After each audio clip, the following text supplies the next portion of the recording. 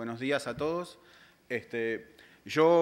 Hoy preparamos una presentación sobre anclajes específicamente de barras de construcción, enferradura o como se llama en cada país de Latinoamérica, pero que conlleva una teoría diferente a del anclaje tradicional, que es lo que pretendo explicar en esta charla. Por supuesto, tenemos distintas necesidades de colocar hierros en una estructura existente para distintas aplicaciones y para eso hay distintos métodos, ¿no? Por supuesto, el que nos incumbe en esta charla es el de las barras instaladas en segunda etapa con anclaje químico, que es la manera más práctica, creo yo, de hacerlo. ¿Cuál es la diferencia entre una varilla embebida en la imagen izquierda con la embebida la colocada en segunda etapa? Que la colocada en segunda etapa, la transmisión de esfuerzos que resisten a la fuerza F del gráfico, se transmiten primero a un mortero, hablando en general, que es una resina química, y de ahí al hormigón, o sea que hay una doble contacto ahí que tiene que funcionar y estar seguros de que resiste la carga. En la teoría de anclaje tradicional, que es la que estuvimos hablando en todas las charlas anteriores, el esfuerzo en la barra, se transmite al hormigón directamente en forma de tensiones, que es la que crean ese bendito cono de hormigón que se rompe en el caso de llegar a una carga última. Y en la teoría de hierros de construcción se trata de que las cargas se transmitan de la barra nueva a la barra existente en la estructura por la transmisión por bielas de compresión, como si estuviera embebida a la manera tradicional. Entonces, ahí está la diferencia entre un criterio y el otro. En el caso de la teoría de anclajes, ¿qué ocurre? Que las cargas se transfieren al hormigón como tensiones, ¿no? Luego, hay influencia, por esa razón, hay influencia de bordes y separación entre anclajes, porque, como ya explicaron antes también, si los anclajes están más juntos de lo recomendado, el área intermedia entre los dos anclajes de hormigón está sobreexigida y sería muy factible que rompa por ese lugar si la carga no está acotada. Lo mismo respecto a los bordes. Luego, la máxima longitud de anclaje en este caso está entre 8 y 20 veces el diámetro, porque más allá de eso no tiene sentido, porque la falla va a estar seguramente en el acero. O sea que no tiene sentido seguir empotrándome eternamente si el elemento metálico se va a romper. Se puede diseñar, por supuesto, bajo el Eurocódigo o el ACI 318 apéndice D, como ya está visto de sobra, y los modos de falla por tracción y corte que hay que verificar son los siguientes. Es el pull-out, la rotura por cono de hormigón, por borde y por pry-out o fisuración, del hormigón, y por la rotura del acero. Y luego por palanca y fisuración del hormigón en el caso de corte. Luego, en la teoría de anclajes, ¿cuál es la diferencia? Que la transferencia de carga se realiza a través de la armadura existente, o sea que yo tengo que transmitir de una barra a la existente el esfuerzo que quiero tomar, no al hormigón. El acero no toma esfuerzos de corte, lo toma en forma de tracción por la teoría de bielas, que ahora vamos a mostrar. Hay que conocer, por supuesto, la armadura existente para saber si yo puedo hacer esta conexión o no.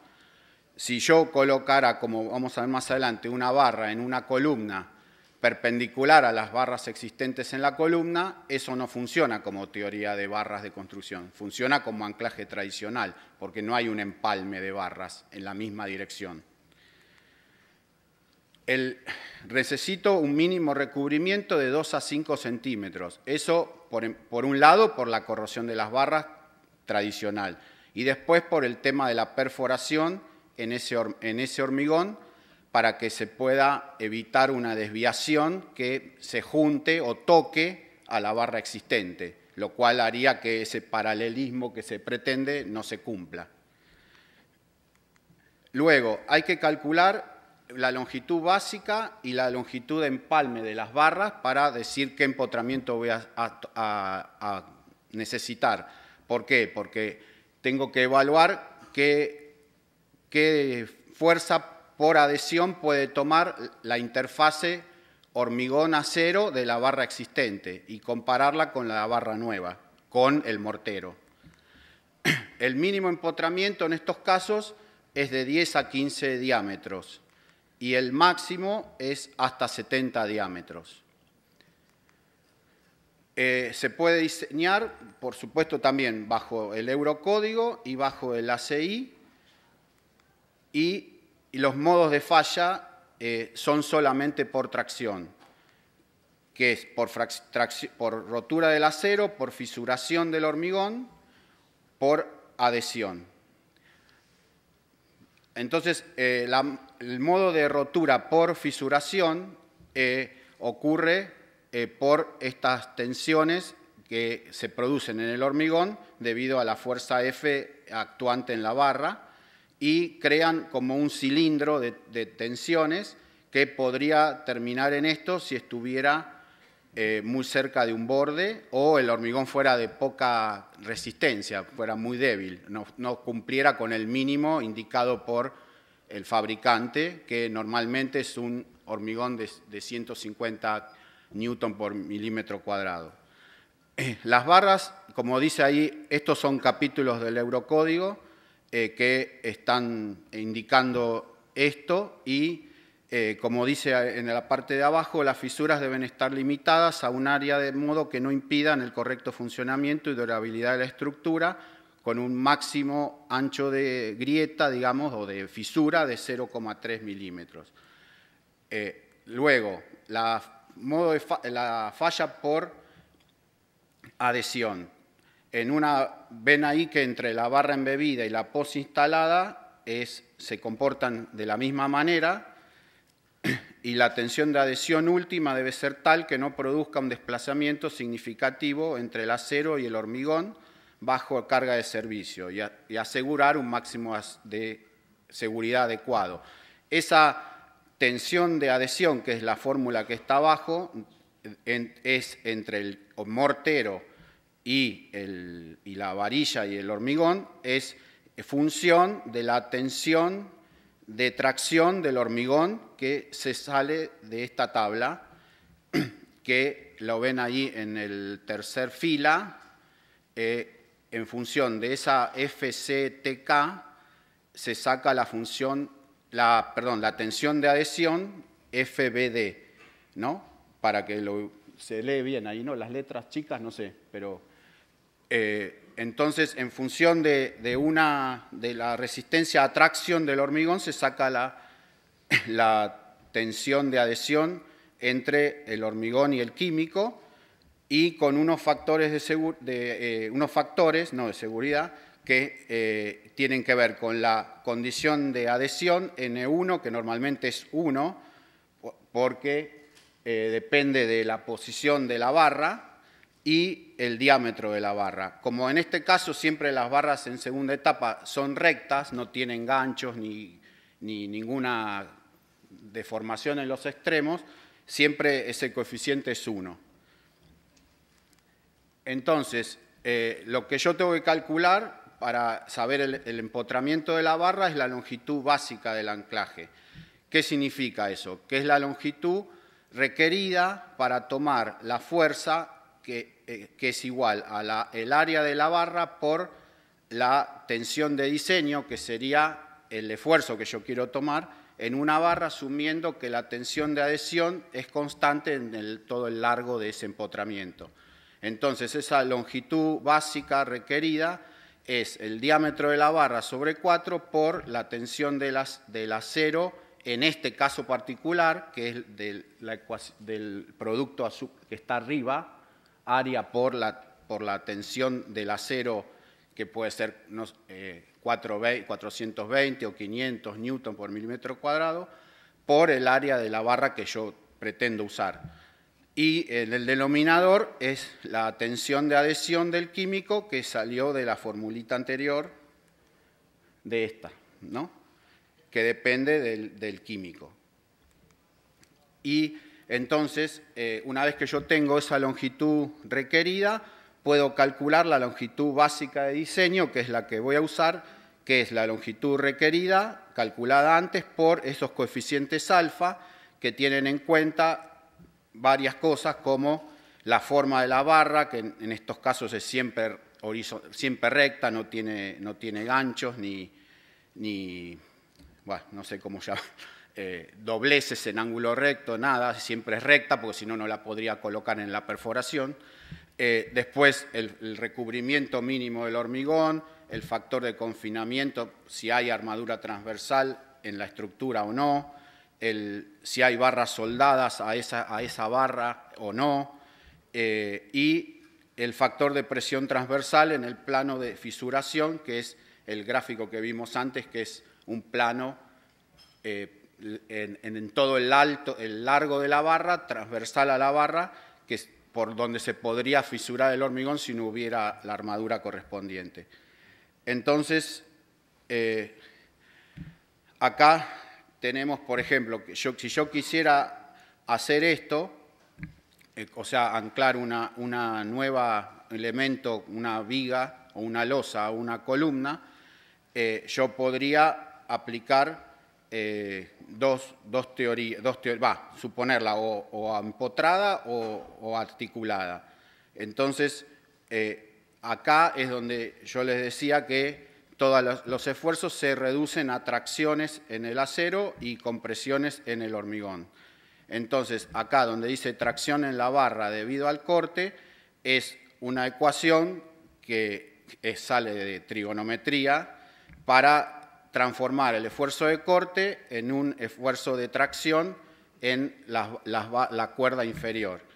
Y después la tracción en la barra debido al momento flexor sale del momento aplicado dividido el brazo de momento según donde esté el eje neutro de la viga, y la sumatoria de estos dos esfuerzos anteriores me da la fuerza que yo de diseño que tengo en la barra que yo quiero instalar, según el caso real de cálculo, ¿no?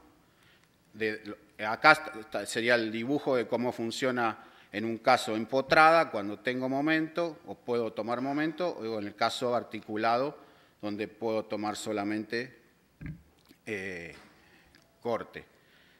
Entonces, según eso, acá hay algunos casos que, para que ustedes vean, por ejemplo, si se puede considerar teoría de barras o teoría de anclaje.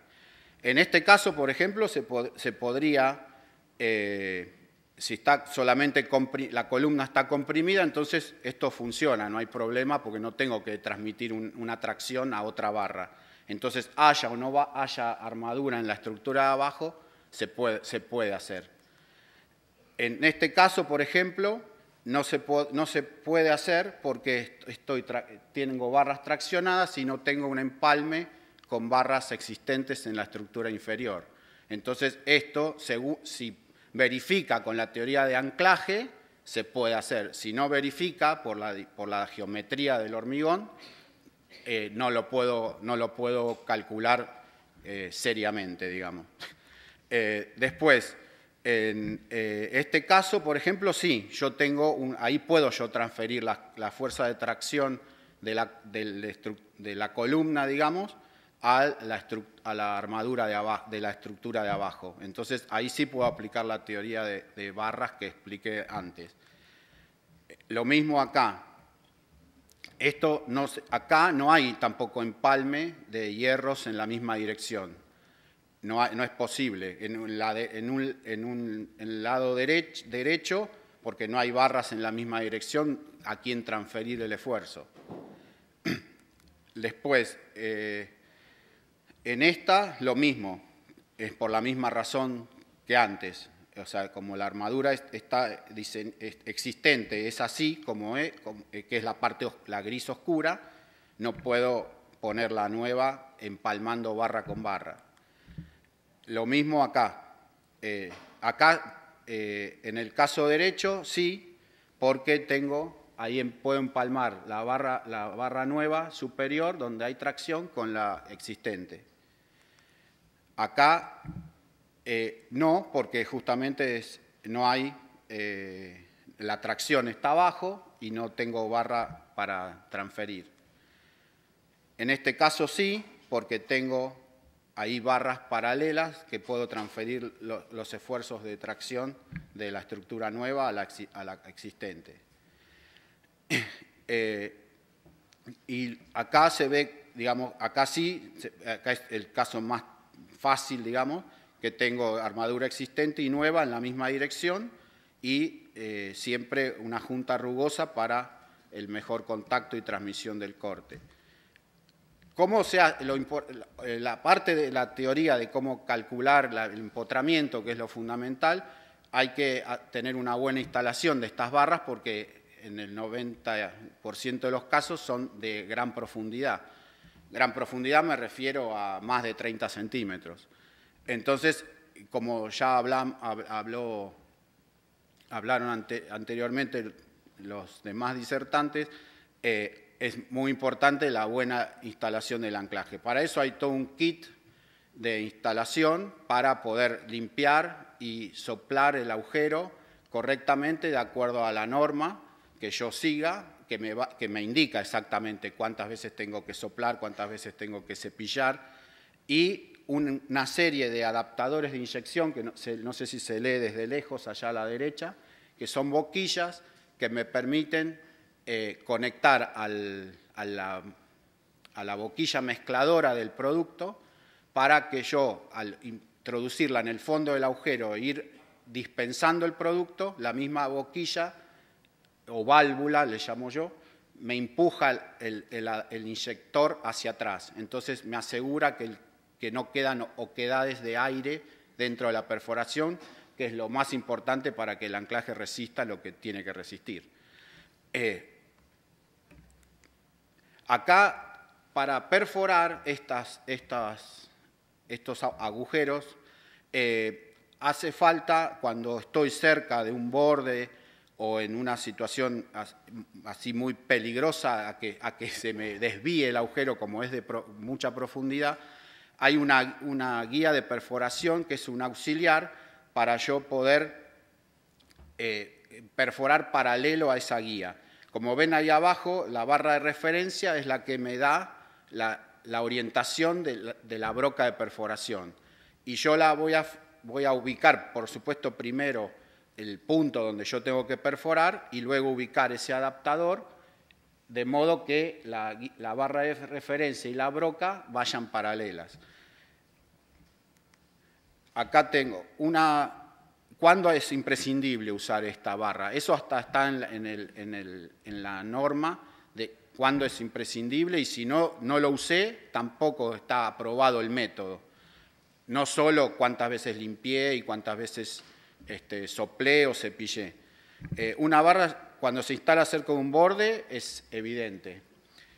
Una barra se debe instalar con una desviación máxima de 2 centímetros por metro. Por eso era que yo les dije primero que el recubrimiento mínimo para esta teoría es de 2 a 5 centímetros para justamente poder desviarme lo tolerable sin llegar a tocar la barra existente o salirme del hormigón por el costado, que es bastante fácil de que ocurra si uno no lo controla.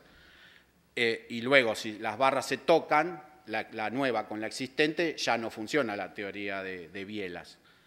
Y una barra debe instalarse formando un empalme, bueno, con la barra existente, que es lo que les quise decir recién y me adelanté.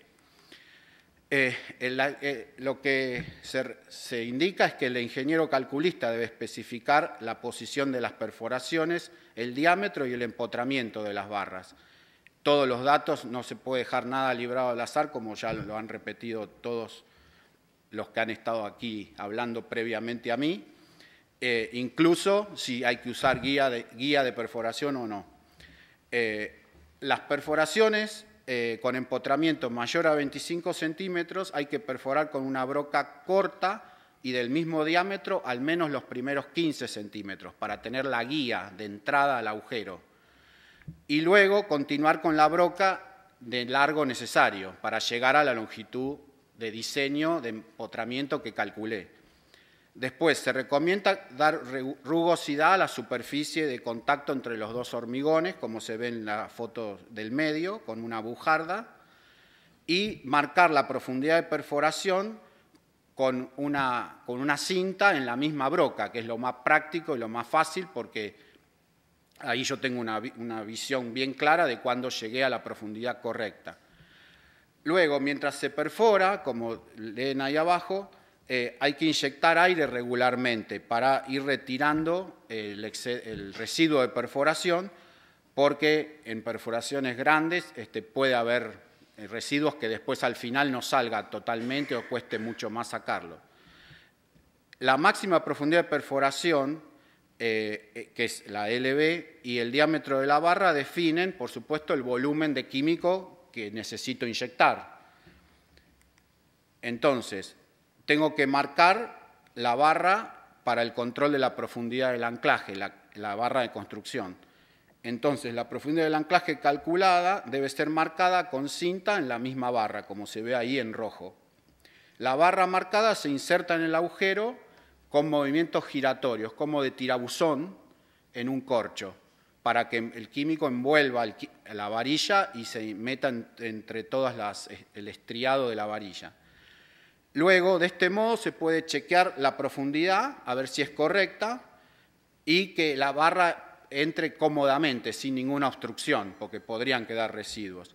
Si esto ocurre, bueno, hay que retirarlos previamente a inyectar el químico, por supuesto. Entonces, tengo que preparar el mortero en su aplicador y su boquilla mezcladora y tomar una extensión de boquilla, porque normalmente la que viene con el producto no alcanza. Entonces, esas de arriba son pequeños tubos transparentes, donde yo tengo que marcar la longitud de empotramiento, como ven ahí, la LB, para yo saber que cuando llegué a esa marca, la punta de la extensión está en el fondo, ¿no? Y después tengo que marcar LM, que es la longitud que tiene que quedar libre, tengo que dejar libre de químico. Entonces, para que cuando yo ponga la barra llegue a la superficie del químico, pero no rebalse.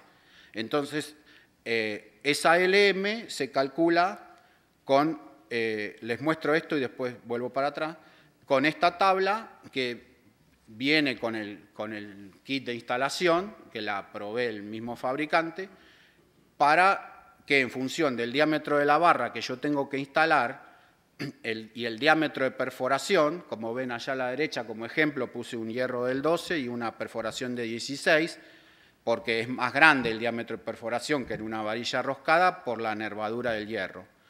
Y la profundidad LB calculada, según el caso, me da en la tabla que tengo una longitud libre de inyección de 475 milímetros.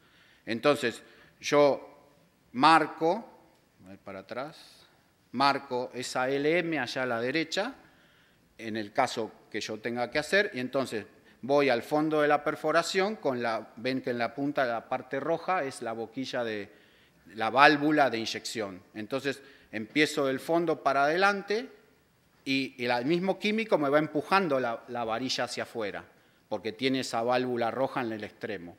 Y hay una válvula, por supuesto, para cada diámetro de perforación, ¿no?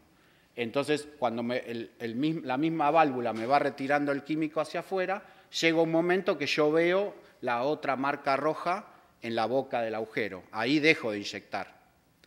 y retiro la manguera de adentro del agujero. Y ahí pongo la varilla. Cuando pongo la varilla, va a pasar que el químico va a llegar a la superficie, puede salir apenas, pero la idea es no desperdiciar producto porque no vale 2 pesos. Y entonces, para eso es todo este sistema, hasta esa tabla que les mostré recién, está hecha para no desperdiciar. Y no sé cómo estoy de tiempo, pero hay una pequeña videíto para, a ver si lo ubico rápido. Está en esta carpeta, sí, acá está. Para que vean lo que se les expliqué recién en una animación, que es mejor una imagen que 1000 palabras. Bueno, la edición no la puedo cambiar, pero lo que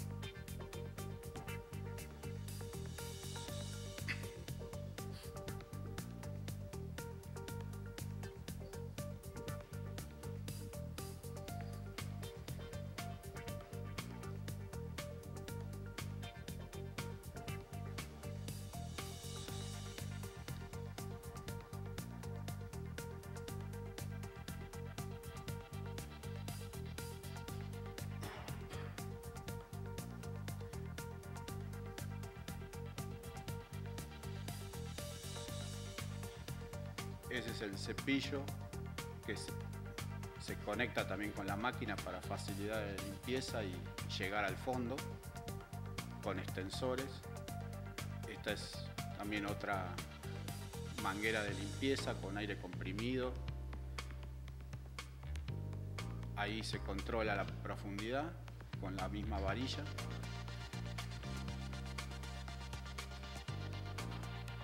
Y ahí están las 2 marcas de extensión que yo les decía, que la misma válvula me va empujando la manguera hacia afuera hasta que vea la segunda marca. Ahí esa parte libre es la que me va a llenar el químico por desplazamiento de la varilla. Esto es equivalente con perforación con diamante, que circula agua, no sé si todos la han visto alguna vez, pero la diferencia es que el agujero queda muchísimo más liso en la superficie y no cualquier químico es apto para esa aplicación. Tiene que estar también aprobado para eso. Acá ven que usa agua para limpiar y luego aire.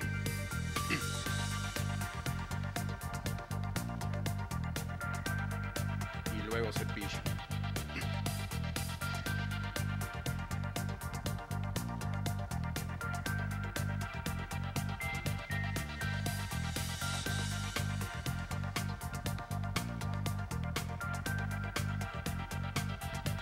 Controla que la barra entre fácil, sin obstrucción.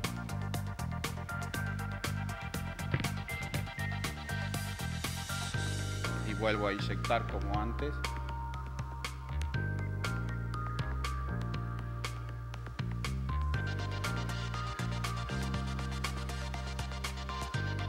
Bueno, la idea es continuar y poder hacer el empalme de la estructura nueva con la vieja. Y aplicaciones, bueno, todas donde se pueda cumplir lo que les expliqué antes.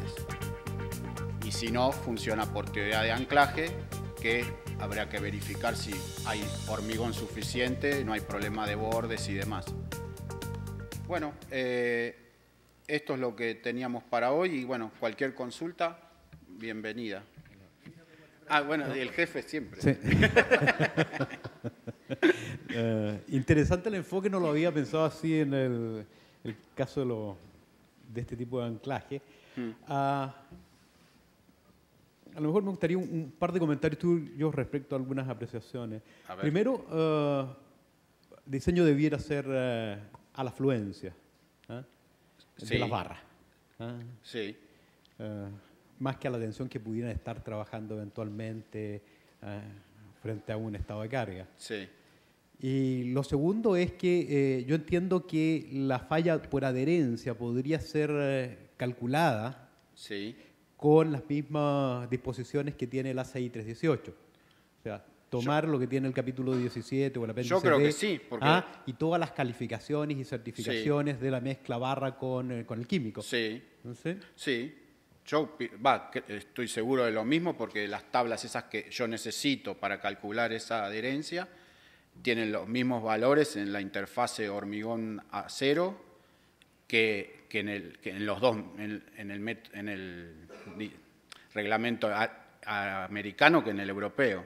Así que la base, digamos, para comparar cuánto puede tomar la barra embebida originalmente con la barra puesta con mortero, son exactamente con los mismos valores de partida. No sé si es eso lo que usted me estaba preguntando o lo entendí mal. Ajá. Lo que pasa es que mostraste varias ecuaciones de diseño que venían más por el lado europeo. Sí, entonces, tratando de hacer un link con lo que tiene el ACI 318, probablemente los criterios de diseño con el enfoque que tú tienes van en una mezcla de el modo de falla de adherencia o deslizamiento con lo que tiene el capítulo 17, más el largo de empotramiento con lo que es la longitud de desarrollo, longitud de empalme. Y lo otro que la impresión que tengo es que en este caso también las disposiciones respecto a inspección o a personal calificado para la instalación son las mismas que para el caso de un anclaje químico tradicional. Sí, son las mismas y de hecho, bueno, nuestra empresa hace ese entrenamiento a instaladores y en Alemania tampoco lo puede hacer cualquiera. Hay un certificado, así como hace el ACI, yo hablo de Alemania, ¿no? Que es lo que conozco, pero es exactamente equivalente. Lo que no sé si hay un organismo en Alemania gubernamental, digamos, que haga esa evaluación de instaladores. Lo que sí sé que las empresas líderes lo hacen y el que va a instalar tiene que presentar un documento que los temas de evaluación que yo he visto del ACI que estamos viendo con ustedes y el que yo conozco de Alemania son exactamente paralelos, digamos, por decirlo de una manera. O sea, tienen que ser calificados para las mismas aptitudes, digamos, como la inyección del agujero sobre cabeza, saber leer unas guías de instrucciones del fabricante correctamente, todo eso es totalmente paralelo, con la diferencia que lo que yo muestro acá es porque está hecho en Alemania y no está hecho en un país americano, pero la idea es poder ir adaptándolo por los requerimientos del continente, digamos. Y de hecho, bueno, los productos estos que se pueden usar para estas barras ya están aprobados bajo el ICC. Si no, no se podrían aplicar en América, por lo menos. Así que no sé si con eso contesté o más o menos lo conformé. Bueno, muchas gracias. No me di cuenta, perdón. Para la resistencia se utiliza la fórmula, el tau de adherencia. No te entendí, ¿se utiliza él? El tau de adherencia. Sí. Ya, mi consulta es, ¿qué tau de adherencia? ¿Cuál? En la barra original, la que está embebida, el de la interfase hormigón-acero, que es, por ejemplo, 1,3. No, pero para la barra... Para la barra con mortero es el de la interfase químico acero que está en una tabla del producto, en la aprobación del producto está esa tabla. Pero ¿es la misma que se utiliza para el cálculo de anclaje, para la teoría de anclaje? No, es menor. ¿Es menor? Es menor. Es menor porque justamente el límite lo pone el hormigón, en este caso. Claro, porque la falla es por fisuración, por sí, sí. Viste que había un gráfico de cómo rompe por fisuración, dije bien. Es para limitar eso. ¿Y está tabulada o es solamente un valor? No, hay una tabla, es en función del diámetro de la varilla y de la calidad del hormigón. Varía. No sé si me entienden. Es parecida a la del hormigón varilla, pero con el químico. O sea, tiene la misma estructura de tabla, digamos, que va variando con el diámetro. ¿No depende de la... Depende de la resina. ¿De la distancia al borde que exista? No. No depende de la distancia al borde, porque vos no estás transfiriendo la carga al hormigón, la estás transfiriendo a la otra varilla. Ahí está la gracia de esta teoría de barras, que vos podés poner varillas cerca del borde y transferir una carga que en la teoría de anclajes no lo podrías hacer, porque estás transfiriendo de una varilla a la otra, no de la varilla al bloque de hormigón, que ahí es donde se te rompe. No sé si me expliqué.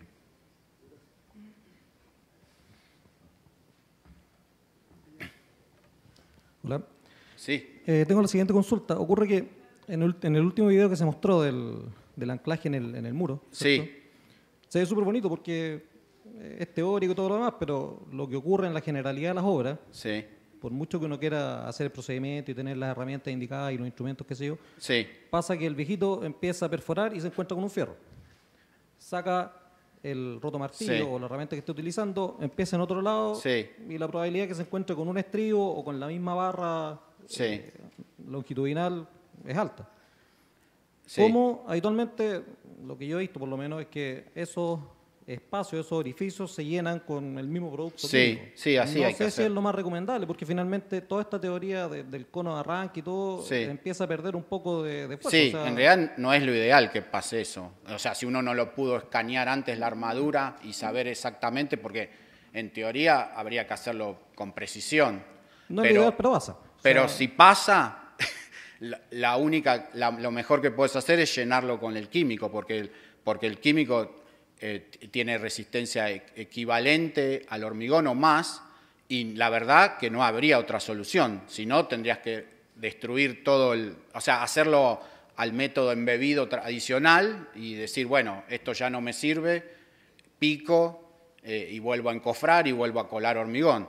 O hago eso o vuelvo a llenar el agujero equivocado con la misma resina, porque no hay otra opción, sinceramente. Es lo que se hace en forma habitual. Sí. Pero, ¿qué pasa con todo esto, con toda esta teoría y con todo esto de la certificación que se hablaba hace algún rato? O sea, pierde toda validez, queda en nada. O sea, y sí. ¿Qué pasa con eso? O sea, sí. No, por lo menos en la zona que la transferencia no es de químico a hormigón, es de químico a químico, ponele, porque estás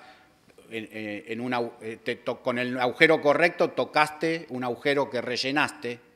Ahí no habría la interfase químico-hormigón como dice la teoría. Esa zona no va a estar cumpliendo la teoría rajatabla. Va a haber algún rango de error, va a haber. Por eso hay que tratar de evitarlo. Pero si pasa, no sé, está en el criterio del director de obra qué hacer, sinceramente. Porque contra lo imprevisto, en la teoría no puede cubrir todos los casos, como, no sé, como las Torres Gemelas no podrían prever que se iba a estrellar un avión. Tenés que tomar un criterio para salvar la situación. O rehago todo lo que hice mal, destruyo y vuelvo a hacer, o tomo la solución menos mala, que sería rellenarlo con el químico, que tiene una resistencia a tracción superior al hormigón. No sé si te contesté o intenté por lo menos. Sí, no me convence mucho, pero... Lo ideal es que no pase, por supuesto. Sí, lo que pasa es que ocurre, o sea... Pero que pasa, si pasa, bueno, hay que buscar la solución menos mala, digamos. Creo yo, en cualquier cosa, no en esto solo, ¿no? Si no, yo picaría donde me equivoqué y pondría una barra embebida con el método, la antigua, digamos, por llamarlo de alguna manera, y volvería a colar hormigón y listo. Y ahí estoy seguro que funciona como yo esperaba.